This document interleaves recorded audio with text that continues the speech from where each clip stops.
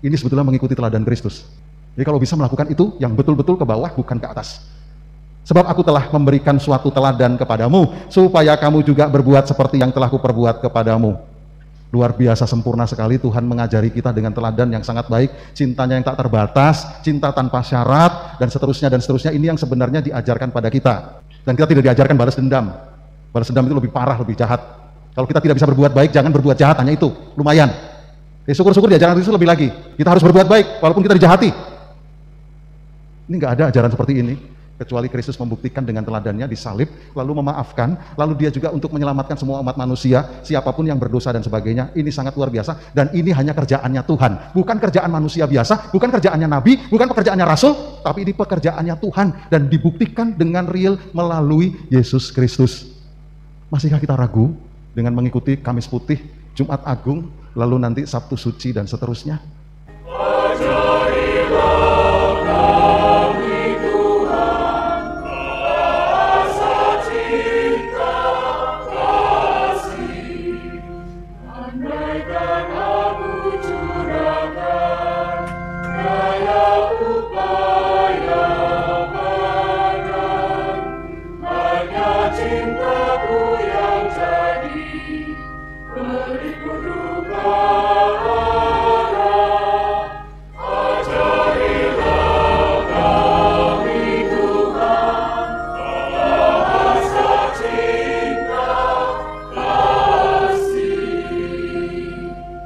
Dalam nama Bapa dan Putra dan Roh Kudus. Amin. Damai bersamamu. Dan bersamamu. Para suster, bruder, frater, Bapak dan Ibu, saudara-saudariku, semuanya dikasihi Tuhan. Hari Kamis Putih merupakan perayaan kenangan perjamuan malam terakhir Yesus bersama dengan para muridnya. Perjamuan terakhir Yesus dengan para muridnya ini bukanlah perjamuan keputusasaan, kesedihan, melainkan perjamuan yang penuh keakraban, perjamuan persaudaraan, penuh makna. Perjamuan itu simbol penyerahan hidupnya yang total, tubuh dan darahnya diberikan demi keselamatan murid-muridnya dan semua orang. Itulah Ekaristi Kudus, kenangan kurban salib Kristus. Pemberian diri Yesus yang sehabis-habisnya itu dilambangkan pula dalam upacara pembasuhan kaki para rasul. Untuk semua pengorbanan dan cinta Tuhan, kita diajak untuk juga memberi pelayanan yang sama, yaitu rela melayani dengan kasih dan cinta. Sumber kekuatan akan senantiasa ditemukan saat kita merayakan perjamuan Tuhan dalam Ekaristi. Kita hening sejenak untuk mengungkapkan segala kekurangan kelemahan kita di hadapannya, supaya pantas merayakan peristiwa penyelamatan ini. Para suster, bruder, Bapak dan Ibu, saudara-saudariku semuanya dikasihi Tuhan, selamat petang berkah dalam.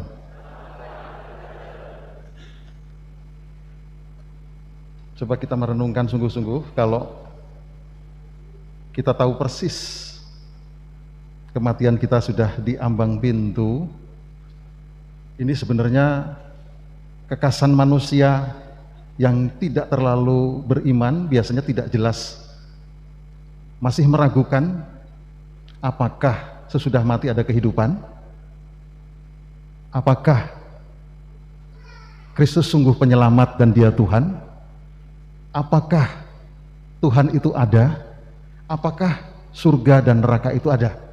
Walaupun kadang kalau orang beriman, tapi kalau sudah mau menghadapi ajal, seberiman apapun pasti takut. Saya punya pastor rektor seminari menengah, dia selalu mengingatkan kepada para muridnya, para seminarisnya, kalau saya nanti mati, coba kirim doa buat saya untuk menghapus dosa saya. Satu kali saja Bapak kami, atau Salam Maria, atau Aku Percaya, pokoknya satu kali saja buat saya. Jadi kalau banyak muridnya, dia akan banyak didoakan. Itu saja. Ketika sudah mau meninggal, gelisah dan takut. Gimana orang yang gak beriman? Sekarang ini mau dibuktikan, yang Kristus juga manusia, tetapi dia Tuhan, tetapi dia betul-betul pasrah. Walaupun juga sekali lagi kemanusiaannya takut. Kita kadangkala sudah jelas juga kita sedang sakit keras. Kita sakit menahun dan sebagainya. Dan kita tahu juga kematian itu bisa di mana saja dan sekali lagi dengan cara apa saja. Harusnya tahu. Tapi kadangkala kita menyepelekan itu dan berjalan begitu saja, apalagi sampai dalam keadaan terakhir pun kita tidak pernah bisa bertobat karena kita tidak mengimani sungguh Tuhan, tidak sungguh juga menjalankan keagamaan kita dengan baik, sehingga sampai titik terakhir pun kita bercokol dalam dosa besar. Para Bapak dan Ibu, saudara-saudaraku yang dikasihi Tuhan, ini sebenarnya luar biasa menjadi saatnya. Saya kemarin menyampaikan juga dalam misa Minggu Palma. Sekarang itu mau dilihat, mau diperhatikan, mau juga dijelaskan. Ini sekarang saatnya Kristus membuka diri. Yang kalau waktu di Kana mengatakan kepada Maria ibunya, ibu belum saatnya. Lalu juga masih ada rahasia-rahasia untuk para muridnya. Jangan diberitahu dulu bahwa dia adalah Tuhan dan menyembuhkan dan sebagainya. Nah sekarang ini sudah dari yang disebut dengan Minggu Palma sampai Trihari Suci, saatnya Kristus membuka diri dan Tuhan betul-betul mau memperkenalkan dengan jelas. Dan sekali lagi, saatnya ini bukan janji palsu, bukan ingkar, dan Yesus Kristus tidak hipokrit. Dia hanya ngomong, hanya berkhotbah, hanya ngomong dan sebagainya, tapi tidak memberikan teladan sama sekali kepada para muridnya, kepada kita semua. Tetapi jelas-jelas Kristus memberi teladan. Dia akan melakukan ini, dia mengatakan ini, dan juga dibuktikannya dengan sampai mati disalib. Maka betul-betul ini adalah keselamatan. Nanti apalagi dalam Injil yang kita mau dengar, banyak orang sering tanya, mana ada ayat yang mengatakan bahwa dia adalah Tuhan. Nih nanti jelas-jelas berapa kali aku Tuhan dan gurumu. Itu dengan tegas Kristus mengatakan. Maka tadi dikatakan lewat Injil Yohanes. Maka sekarang udah nggak laku lagi buat para pemurtad siapapun yang mau menikah, yang mau naik pangkat, yang mau dan sebagainya, sebetulnya udah nggak laku lagi dengan tawaran-tawaran yang mengatakan Kristus bukan Tuhan, Kristus hanya nabi biasa, manusia biasa. Ini sudah dibuktikan dan diangkat. Nanti kalau sekali lagi hanya berbicara tentang Kristus hanya manusia biasa, maaf, apalagi tidak mati disalib dan dia tidak bangkit, nanti ceritanya nggak sambung. Makanya kita sekali lagi, saya mau menekankan dengan tegas sekali, baca Injil kita, baca kitab suci kita, jangan baca yang lain. Kalau baca yang lain boleh, asal kita sudah membacanya tempat kita. Jadi jangan sampai kita mau memperdebatkan sesuatu, mau berbicara sesuatu, tetapi pakai dasar yang berbeda. Ini nggak benar. Jadi ingat loh ya, Kristus itu bukan Nabi Isa. Di sini Kristus itu manusia, tapi Tuhan. Dan juga dia bukan rasul. Kalau mau perbandingan itu, kita percaya kepada kitab suci yang kita punya. Tidak dibanding-bandingkan dengan nanti Injil Barnabas dan sebagainya, yang nggak jelas itu. Saudara-saudara yang terkasih, nanti juga ada alasan orang yang mau pindah itu mengatakan bahwa Kristus tadi bukan Tuhan lagi, dia Nabi biasa, kenapa dituhan-tuhankan, lalu juga Tritunggal, bagaimana mungkin ada Tuhan tiga dan sebagainya. Tiga aja sudah salah, Bapa, Putra, dan Maria. Tuduhannya kan itu. Kita sudah jelas-jelas bukan Bapa, Putra, dan Roh Kudus, satu kesatuan. Lalu juga ada yang mengatakan nanti udahlah yang disebut Kristus hanya manusia, lalu lebih-lebih lagi Kristus nggak mati disalib kok. Yang mati disalib orang lain. Kita baca di mana itu? Kita dapat iman di mana itu? Di sini dengan tegas. Makanya saatnya membuka diri, Tuhan memperjelas. Kita tidak ragu lagi dan membuktikan dengan teladan. Mati disalib dan sambung ceritanya, dan dia bangkit dan naik ke surga. Apalagi sampai ada yang mengatakan pindah agama dengan mengatakan, ya dulu saya tuh jadi Katolik karena dibaptis, lalu karena keturunan, karena dari orang tua, tradisi dan sebagainya. Karena itu sekali lagi imannya nggak pertebal. Apalagi juga ada yang mengatakan nggak mungkin yang disebut dengan penyelamatan itu dari manusia, kita yang bertanggung jawab sendiri-sendiri nanti menghadap Allah satu persatu. Hebat amat nih orang. Jadi nanti kita akan menimbang, entah itu yang disebut kebaikan dengan juga kejahatan atau dosa, itu ditimbang banyak yang mana, nanti kita bisa berhasil dengan sendirinya kalau kita berbuat baik dan sebagainya. Tidak pernah itu. Tuhan sendiri yang mau menyelamatkan kita lewat Tuhan kita yang maha baik itu mau mengampuni kita. Tidak ada yang sempurna manusia. Kristus sudah membuat ini dengan baik, malam ini yang memberi contoh dengan sempurna. Maka nggak laku ya sekarang kalau mau murtad. Orang nggak beriman, tapi sayang sekali kalau sampai meninggalkan Kristus yang sangat utama hanya demi karena tadi kebodohan, karena juga tadi karena ketidakberimanan, dan juga karena tadi hanya mau mencari kehidupan dunia yang sebetulnya hanya sementara. Kita nggak tahu pengen juga naik pangkat dan sebagainya, tinggalkan Kristus, tahu-tahu besoknya mati, besoknya menderita, atau juga pas mau menikah dan sebagainya mau tinggalkan dia, tahu-tahu besoknya juga mati, ada penderitaan di sana dan sebagainya dan seterusnya. Maka sebenarnya ini jangan sampai kita ini jelas-jelas Kristus itu tidak bohong. Kristus itu membuktikan, Tuhan itu membuktikan, dan saatnya sekarang ini. Maka kalau baca Injil Yohanes, maka kalau juga membaca surat surat-surat Paulus, suruh baca tuh. Itu ada rohnya. Kalau kita membaca itu kita yakin Paulus sendiri dalam kehidupannya yang tadinya anti Kristus.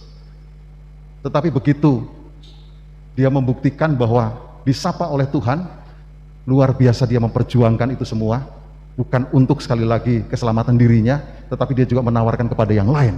Ini luar biasa. Maka ini ditakuti Injil Yohanes dan surat Paulus itu nggak mau dibaca. Ditakuti oleh orang-orang yang tidak beriman pada Kristus. Karena ada kekuatan tersendiri. Yang lain-lain bolehlah hanya cerita-cerita.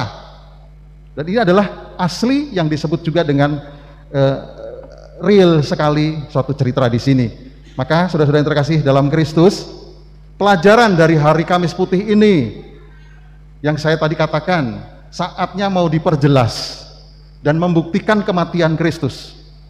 Jadi kembali lagi, kalau sampai dia tidak mati disalib, tidak didera dan juga tidak disalib oleh sekali lagi bangsanya, umatnya, nanti ceritanya nggak sambung. Kalau hanya mengatakan dia tidak mati disalib, terus ceritanya gimana? Nggak ada. Maka kita percaya dengan kitab suci kita yang sudah ada. Nomor satu, saatnya sudah tiba. Lalu yang kedua, mengajari kita juga untuk tahu. Maka untuk beriman itu perlu tahu. Kristus memberi contoh, dia tahu segalanya. Bahkan sambungnya antara perjanjian lama sampai kan seterusnya, dia tahu semua. Dan siapa-siapa yang nanti akan mengkhianati, bahkan siapa-siapa nanti yang menyangkal, dia tahu. Bahkan kalau mau tahu, dia adalah penentu akhir zaman. Bahkan dikatakan dengan tegas, la ilumun li saati qiyamah Isa ibnu Maryamah fala tamtarun nabiha wa tabi'uni li ana huwa siratal mustaqim. Dia adalah putra Allah, putra Maryam yang tahu dan penentu kiamat, penentu hari akhir. Siapa dia kalau bukan Tuhan? Maka di sini juga disebutkan dia tahu segalanya. Nanti ada begini 3 hari nanti dan seterusnya, dia tahu segalanya. Jadi di sini suatu pengetahuan siapa dia, lalu juga kepada yang lain-lain. Akhir zaman pun tahu, dan nubuat-nubuatnya yang dikatakan, nubuat itu baik itu sabda, pikiran dan hatinya menjadi satu dan mengerti semuanya, termasuk mukjizat. Mukjizatnya luar biasa yang tidak dimiliki oleh banyak orang, bahkan tidak dimiliki oleh semua orang. Siapapun nabi sehebat apapun, manusia biasa tidak mempunyai mukjizat seperti Kristus. Bisa membangkitkan orang mati, dan juga betul-betul memberikan suatu pengampunan dan sebagainya. Ini sangat luar biasa, bahkan diangkat ke surga dan naik ke surga. Ini tertulis dalam kitab suci dan benar. Lalu yang kedua, mulai mengerti. Bukan hanya tahu tapi mengerti. Di sini juga tadi dikatakan tahu. Yesus sudah tahu bahwa saatnya sudah tiba untuk beralih dari dunia ini kepada Bapa. Dia sudah tahu. Lalu juga ada, Yesus tahu bahwa Bapa telah menyerahkan segala sesuatu kepadanya dan bahwa ia datang dari Allah dan akan kembali kepada Allah.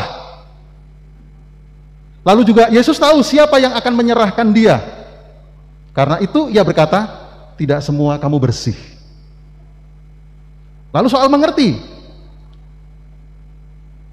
apa yang kuperbuat engkau tidak mengerti sekarang, tetapi engkau akan mengerti, memahaminya kelak. Jadi kadang-kadang kita juga harus menangkap Tuhan, mungkin sebelumnya harus dengan proses dan sebagainya. Lalu dikatakan di sini lagi, mengertikah kamu apa yang kuperbuat kepadamu? Kamu menyebut aku guru dan Tuhan, dan katamu itu tepat. Sebab memang akulah guru dan Tuhan. Jadi kalau ada yang nanya, mana ada Kristus mengatakan Tuhan? Ini Injil Yohanes bab 13 ayat 1 sampai dengan 15. Dan kembali lagi, jikalau aku Tuhan dan gurumu membasuh kakimu, maka kamu pun wajib saling membasuh kaki.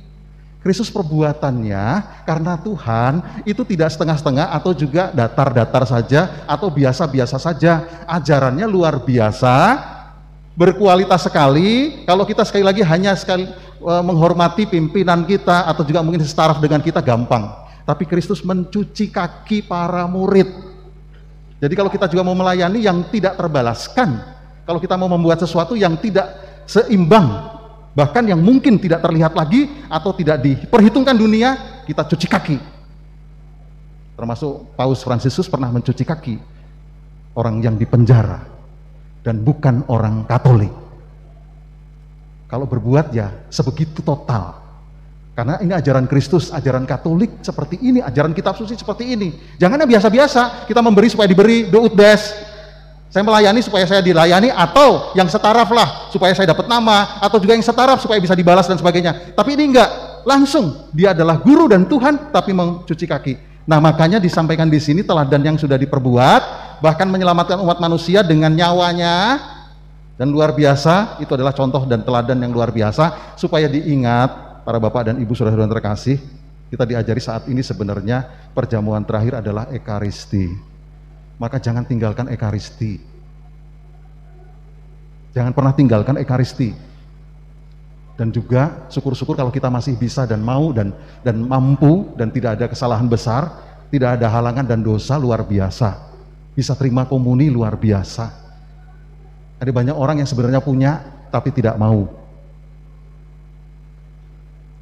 Dan juga sekarang kita mau menerima tubuh dan darah Kristus tidak lagi secara online, batin, tapi sekarang sudah ada kesempatan untuk hadir, datang dan terima sungguh real tubuh dan darah Kristus. Kristus sendiri hadir dalam diri kita secara real, kesempatan ini. Dan juga melakukan sekali lagi pelayanan kasih cinta yang total, yang luar biasa, yang tak terbalaskan, yang tak tergantikan. Itu kalau berbuat seperti itu, dan tidak juga membatas-batasi pelayanan dan cinta Kristus itu kepada hanya orang-orang tertentu dan juga yang menguntungkan atau apa saja, tapi lebih mendasar, bahkan tidak dilihat dan juga tidak diberi nilai apapun. Maka di sini disampaikan dengan tegas sekali, jikalau aku Tuhan dan gurumu membasuh kakimu, maka kamu pun wajib saling membasuh kaki. Ini ringan sebetulnya, saling membasuh kaki. Mungkin kita teman bersama, mungkin hanya orang tua kita, gampang sekali kalau orang tua membasuh, terbalik, kalau anak membasuh kaki orang tuanya. Tetapi kalau orang tua membasuh kaki anaknya, kalau seorang imam membasuh kaki, mungkin juga siapapun juga, dan bahkan menciumnya, ini sebetulnya mengikuti teladan Kristus. Jadi kalau bisa melakukan itu yang betul-betul ke bawah, bukan ke atas. Sebab aku telah memberikan suatu teladan kepadamu, supaya kamu juga berbuat seperti yang telah kuperbuat kepadamu. Luar biasa sempurna sekali Tuhan mengajari kita dengan teladan yang sangat baik, cintanya yang tak terbatas, cinta tanpa syarat, dan seterusnya dan seterusnya. Ini yang sebenarnya diajarkan pada kita. Dan kita tidak diajarkan balas dendam. Balas dendam itu lebih parah, lebih jahat. Kalau kita tidak bisa berbuat baik, jangan berbuat jahat, hanya itu, lumayan. Syukur-syukur diajaran itu lebih lagi. Kita harus berbuat baik, walaupun kita dijahati. Ini nggak ada ajaran seperti ini, kecuali Kristus membuktikan dengan teladannya, disalib, lalu memaafkan, lalu dia juga untuk menyelamatkan semua umat manusia, siapapun yang berdosa dan sebagainya. Ini sangat luar biasa, dan ini hanya kerjaannya Tuhan, bukan kerjaan manusia biasa, bukan kerjaannya nabi, bukan pekerjaannya rasul, tapi ini pekerjaannya Tuhan, dan dibuktikan dengan real melalui Yesus Kristus. Masihkah kita ragu dengan mengikuti Kamis Putih, Jumat Agung, lalu nanti Sabtu Suci dan seterusnya? Amin. Marilah mewartakan misteri iman kita.